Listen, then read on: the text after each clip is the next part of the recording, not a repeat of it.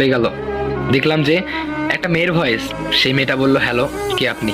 তখন আমি একটু থমকে গেলাম, কি ব্যাপার? আমি ফোন দিলাম আমার বন্ধুকে, ধরলো একটা মেয়ে।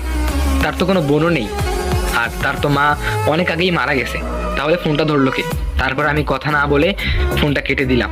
এরপরে সেই নাম্বার থেকে এসএমএস আসলো, আচ্ছা কে আপনি? কল দিলেন, আবার কথা বলেন না, পাগল না কে আপনি?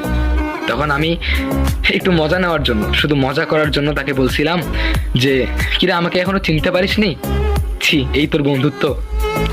এই মেসেজটা আমি তাকে দিলাম। সে বলল, আচ্ছা তুই কি লাবণী? আমি বললাম, এখনো চিনতে পারলি না? তখন সে বলল, না এখনো চিনতে পারিনি তোকে। আমি বললাম যে ঠিক আছে, খাইছিস, খাওয়া দাওয়া করছিস? এরকম করে কথাবার্তা বলতে বলতে মানে সেই মেয়েটা পরিচয় পায় আমার যে আমিও একটা মেয়ে, এসএমএস এ কথা বলে। তো তারপরে, আচ্ছা তুই কি রোজা নাই? আমি বললাম যে না, আমি রোজা নেই। তখন সে